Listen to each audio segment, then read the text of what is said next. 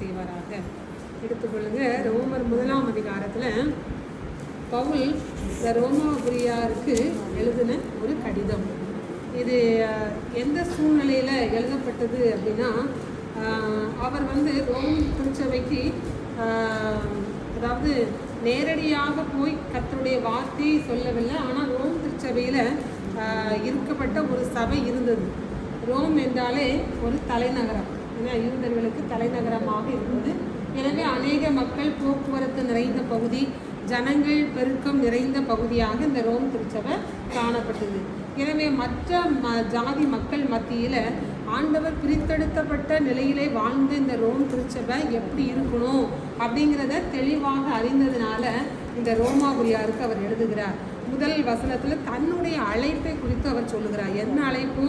இயேசு கிறிஸ்துவின் ஊழியக்காரன் நான், அதே போல் அப்போஸ்தலன் ஆகும்படி அழைக்கப்பட்டவன், அடுத்ததாக தேவனுடைய சுவிசேஷத்திற்காக பிரித்தெடுக்கப்பட்டவனாகிய பவுல். ஒருவேளை தன்னுடைய அழைப்பை இந்த 3 விதத்தில் அவர் கற்றுக் கொடுக்கிறார். நான் இயேசு கிறிஸ்துவுக்கு ஊழியக்காரன், அதே போல அப்போஸ்தலன் ஆகும்படி அழைக்கப்பட்டவன், தேவனுடைய சுவிசேஷத்திற்காக பிரித்தெடுக்கப்பட்டவன் என்று சொல்லி ஆண்டவர் என்னை எதற்காக தெரிந்தெடுத்தார் என்கிற அந்த அழைப்பை அவர் சொல்லிட்டு தன்னை இன்ட்ரோடியூஸ் பண்ணிட்டு, ரெண்டாவது நான் யாருக்கு அந்த கடிதத்தை எழுதுகிறேன் அப்படிங்கிறத சொல்லுகிறார்.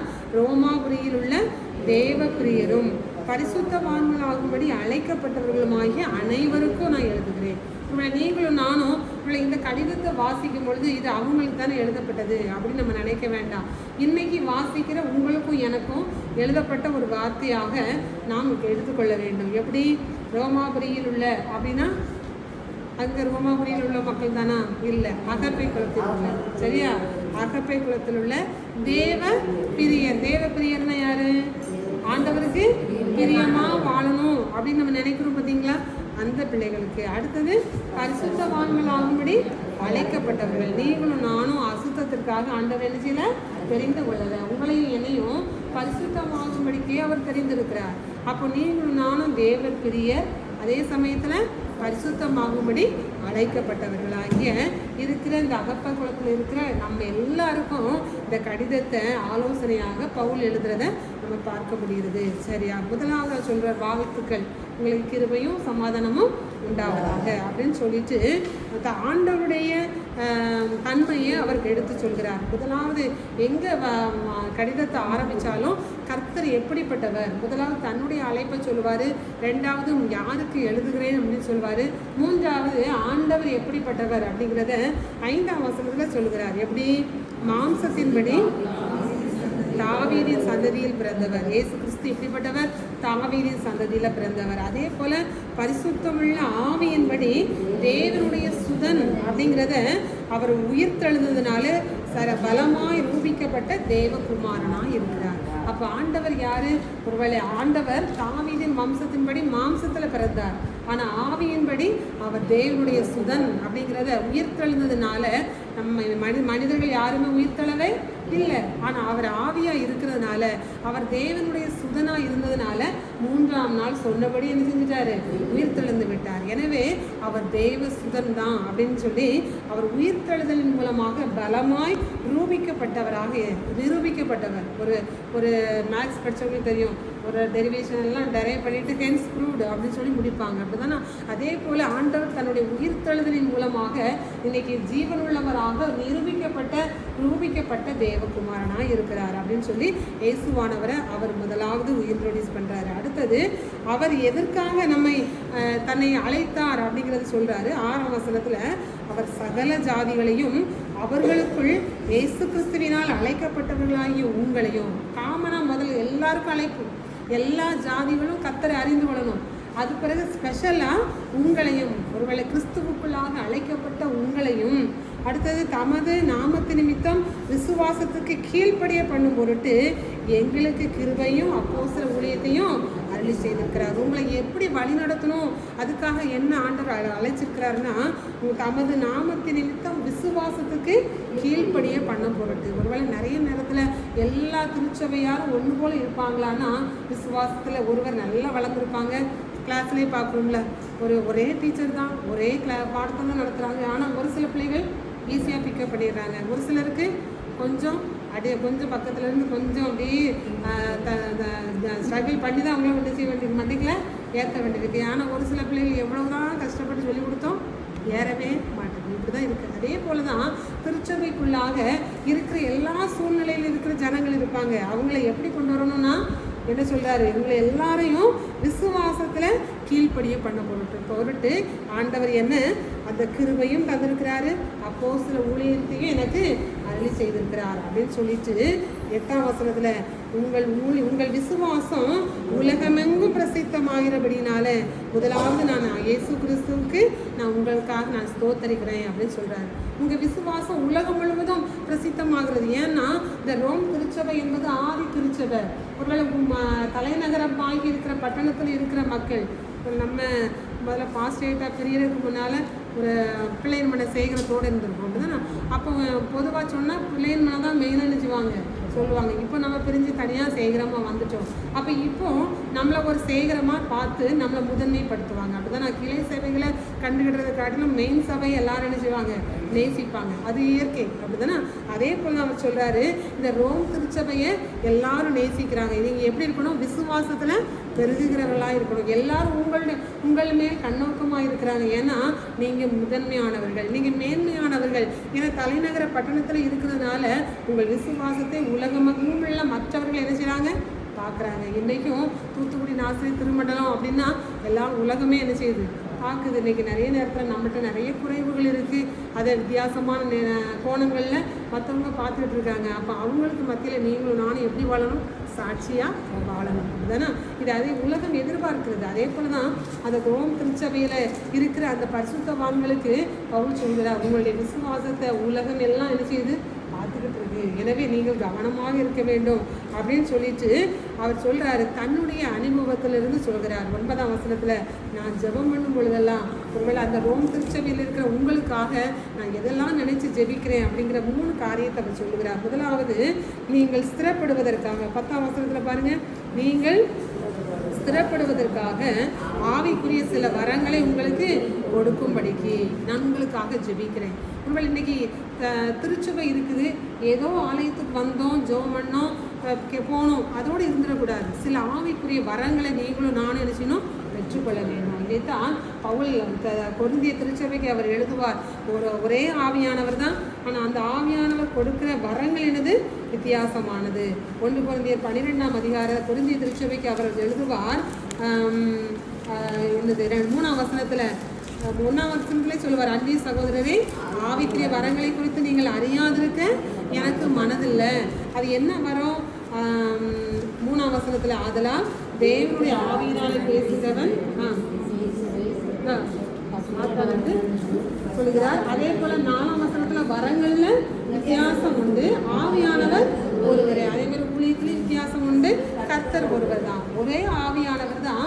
ஆனால் வரங்கள் எல்லாம் வித்தியாசமான வரங்கள். 9 வரங்களை குறித்து பின்னால் பார்க்குறோம். அப்படிதானே ஒருவனுக்கு அந்த ஆவியினாலே ஞானத்தை போதிக்கிற வசனம், இன்னும் வேறொருவனுக்கு அந்த ஆவியினாலே அறிவை உணர்த்துகிற வசனம், இன்னும் வேறொருவனுக்கு அந்த ஆவியினாலே விசுவாசம், வேறொருவனுக்கு அந்த ஆவியினாலே குணமாக்கும் வரம், வேறொருவனுக்கு அற்புதங்களை செய்யும் சக்தி, இன்னொன்று தீர்க்க தரிசனம் உரைத்தல், இன்னும் ஆவிகளை பகுத்தறிதல், பற்பல பாஷைகளை பேசுதல், பாஷைகளை வியாக்கியானம் பண்ணுதல். இது எல்லாத்தையும் 11ஆம் வசனத்தில் அந்த ஒரே ஆவியானவர் நடப்பித்து தமது சித்தத்தின்படி அவனவனுக்கு பகிர்ந்து கொடுக்கிறார். ஒவ்வொருவருக்கும் பகிர்ந்து கொடுக்கிறார். நீ காலம் நம்ம சிந்திச்சோம், ஆண்டவர் நம்ம ஒவ்வொருவருக்கும் ஒவ்வொரு பணி என்ன செஞ்சிருக்காரு, பகிர்ந்து கொடுத்துருக்கிறார். ஒரு வேலையே செய்யலை நம்ம சொல்ல முடியாது. வீட்டில் எல்லா பொறுப்பையும் நம்ம தான் செய்கிறோம். அப்படிதானே அன்றைக்கி ஒருவேளை உலக பிரகாரமான பணிகள் இல்லாட்டாலும் குடும்ப பெண் என்கிற பொறுப்பை ஆண்டவர் என்ன செஞ்சுருக்காரு, தந்திருக்கிறார். ஒருவேளை அது ஆண்டவர் கொடுத்த கிருபை தான்.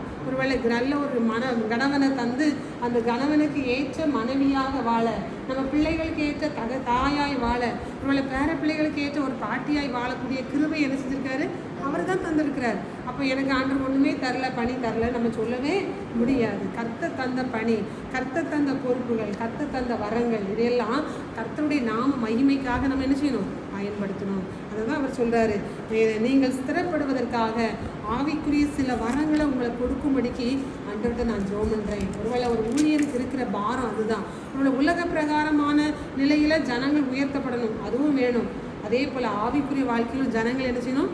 வளர்க்கப்பட வேண்டும். இதைத்தான் பவுல் சொல்கிறார், உங்களுக்காக நான் ஜெபிக்கிறேன், உங்களுக்கு ஆண்டவர் சில வரங்களை கொடுக்கணும் என்பதற்காக ஜெபிக்கிறேன். அடுத்ததாக 2வது எதுக்கு ஜெபிக்கிறார்? 11ஆம் வசனத்தில், உங்களிலும் என்னிலும் உள்ள விசுவாசத்தினால் உங்களோடு கூட நானும் ஆறுதல் அடையும்படிக்கு உங்களை காண வாஞ்சியாக இருக்கிறேன்.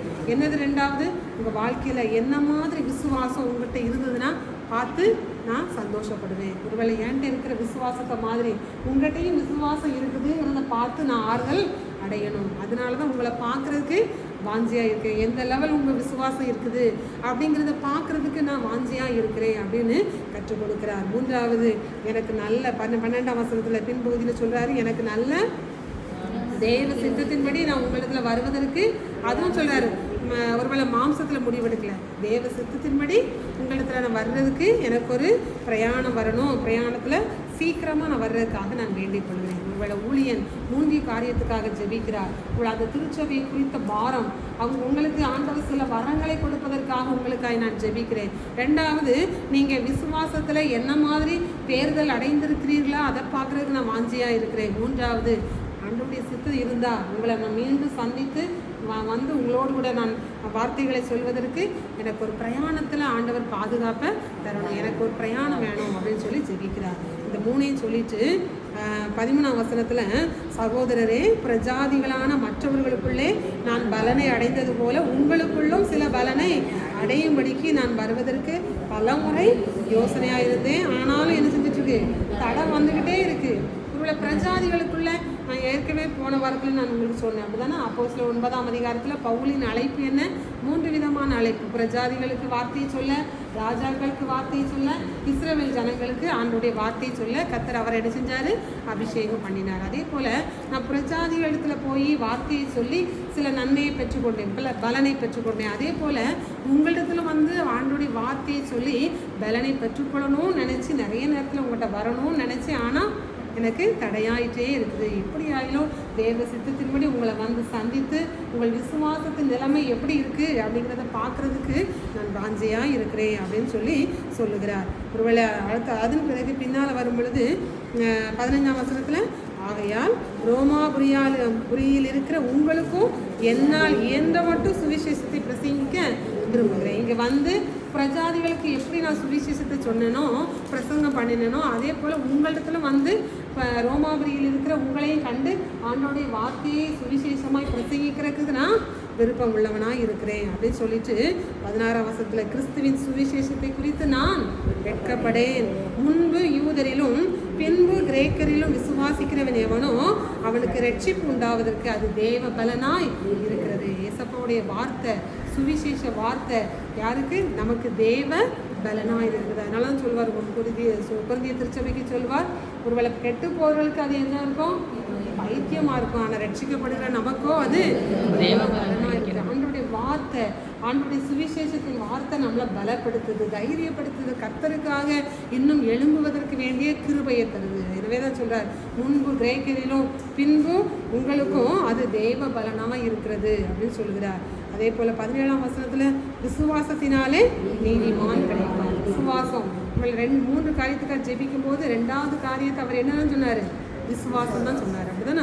அப்போ அந்த விசுவாசத்தினால தான் நீதிமான் விளைக்க முடியும் அப்படிங்கிறத சொல்லுகிறார். ஒருவேளை இன்னும் ஆண்டவர் எதை வெளிப்படுத்தியிருக்கிறார்னா, தேவனை குறித்து 19ஆம் வசனத்தில், தேவனை குறித்து அறியப்படுவது அவர்களுக்குள்ளே வெளிப்படுத்தி இருக்கிறது, தேவனே அதை அவர்களுக்கு வெளிப்படுத்தியிருக்கிறார். அப்போ ஆண்டவருடைய வசனத்தை நம்ம இன்னைக்கு நிறைய நேரத்தில் ஆர்சியில் உள்ளவங்க சொல்லுவாங்க, ஃபாதர்ஸ்கிட்ட மட்டும்தான் எனக்கு இருக்கும், பைபிள் இருக்கும், மக்கள் எல்லாம் அதை கேட்டுட்டு தான் இருந்தாங்க.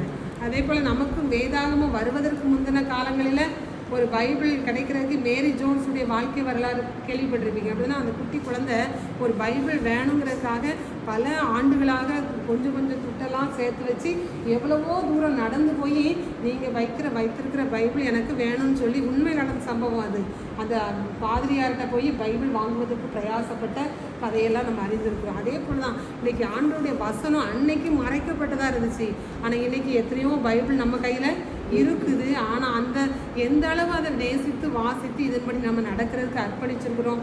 ஆண்டவர் இன்னைக்கு வெளியரங்கமாக எவ்வளவோ வேதாகமத்தில் உள்ள வசனங்களை நம்ம கையில் என்ன செஞ்சுருக்காங்க, தந்திருக்காங்க. அதனால் இது இன்னைக்கு தேவனை அறிவது நமக்கு வெளியரங்கமாக தந்திருக்கிற ஒரு உண்மையான காரியம். ஆனால் அது எந்த அளவு நம்ம பயன்படுத்துகிறோம் அப்படிங்கிறது ஆண்டவர் இன்னைக்கு என்ன செய்கிறாரு, நம்மிடத்துல எதிர்பார்க்கிறார். சரியா? அதன் பிறகு 21ஆம் வசனத்தில் அப்படி நம்ம தேவனை அறிந்தும் அவர் தேவன் என்று மகிமைப்படுத்தாமலும் ஸ்தோத்தரியாமல் இருந்தா நம்ம சிந்தனையில நம்ம என்ன ஆயிருமா, வேணர்னா வேஸ்ட் ஆயிரும். நம்ம இவ்வளவு கிரேஸ் பீரியட் தந்து வார்த்தையை கொடுத்து என்னை தியானி என்னை அறிந்துகொள் அப்படின்னு சொல்லி வசனத்தை கொடுத்தோம். நம்ம இதை வாசித்து தியானித்து கர்த்தருக்கு அர்ப்பணித்து தேவனை அறிந்து அவரை மகிமைப்படுத்தாமல் இருந்தோம்னா நம்ம இருதயம் எப்படி ஆயிரும், வேஸ்ட் ஆயிரும், இருளான இருதயமாய் மாறிடும். அப்போ ஆண்டவர் தந்திருக்கிற இந்த வேதம் தான் நமக்கு வெளிச்சம். இந்த வெளிச்சம் நமக்கு இல்லைன்னா இருளாய் நம்ம இருதயம் செஞ்சிடும், மாறிடும். அப்போ இன்னிலேருந்து ஒரு தீர்மானம் எடுப்போம். ஆண்டவரே, இந்த வேதத்தை எனக்கு கையில் நீங்கள் தந்திருக்கீங்க, இந்த வேதத்தை நான் அறிவதற்கு எனக்கு பலன் தாங்க. தேவனை அறிகிற அறிவு என்பது இந்த வேதத்தை தியானிக்கிறதன் மூலமாக நமக்கு என்ன செய்யுது, கிடைக்குது. எனவே ஆண்டவரை உண்மை அறிகிற அறிவை எனக்கு தாங்கன்னு சொல்லி ஆண்டவரை மகிமைப்படுத்த ஆண்டவர் அழைக்கிறார். அதன் பிறகு ஒரு பெரிய லிஸ்ட் ஒன்று கொடுத்துருக்கிறார். சரியா? இதெல்லாம் நம்மகிட்ட இருந்ததுன்னா கேடான சிந்தனை நமக்கு வந்துடும்.